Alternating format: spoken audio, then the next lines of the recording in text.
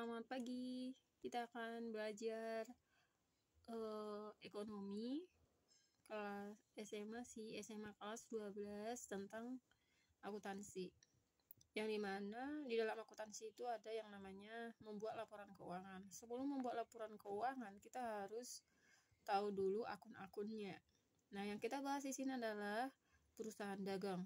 Akun-akun pada perusahaan dagang adalah ada akun pembelian atau purchases, ada akun persediaan barang dagang atau merchandise inventory, ada akun retur pembelian dan pengurangan harga, purchases return and allowance, ada akun potongan pembelian atau purchases discount.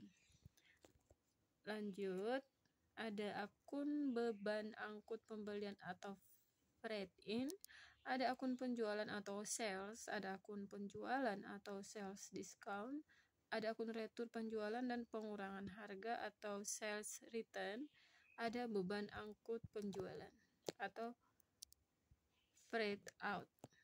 Ada 9 ya. Sekarang kita bahas akun pembelian. Apa itu akun pembelian atau purchases? Yaitu akun untuk mencatat semua transaksi pembelian barang dagangan, baik itu kita beli secara tunai ataupun secara kredit. Kita masukkan ke situ. Ada akun persediaan barang dagangan ya. Akun persediaan barang dagang itu adalah persediaan barang dagangan kita.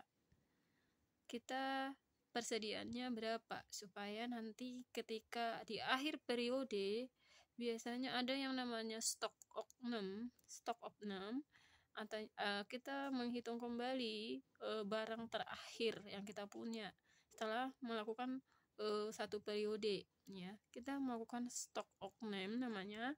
Lalu dari persediaan dagang inilah kita lihat, dari persediaan ini kita bisa menganalisis barangnya itu ada yang selisih tidak, itu ada yang sisa. Sisanya itu kenapa? Apakah karena salah pencatatan atau memang sisa, ya kan? Oke, itu adalah akun persediaan barang dagangan. Oke, lanjut. Ada retur pembelian dan pengurangan harga. Ini adalah ketika kita beli, ada yang namanya retur.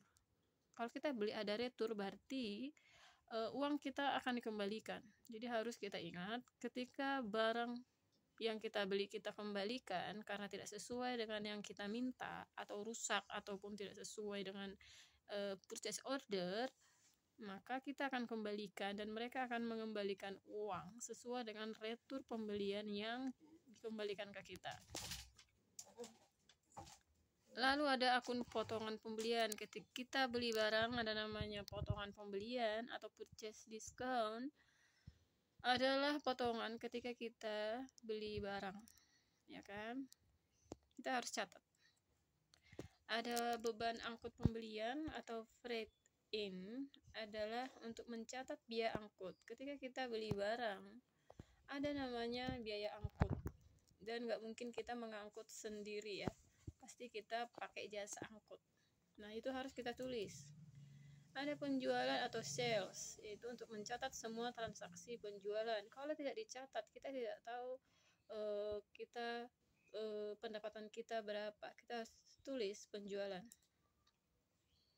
Ada potongan penjualan, kita harus tulis ini berapa potongan yang kita berikan ke konsumen. Biasanya untuk menarik konsumen untuk membeli produk kita adakan yang namanya diskon. Jadi kita harus tulis diskonnya ini. Jangan kita menganggap bahwa laba kita sekian, padahal kita lupa bahwa kita pernah mengadakan yang nama sales discount. Jadi kita harus tulis.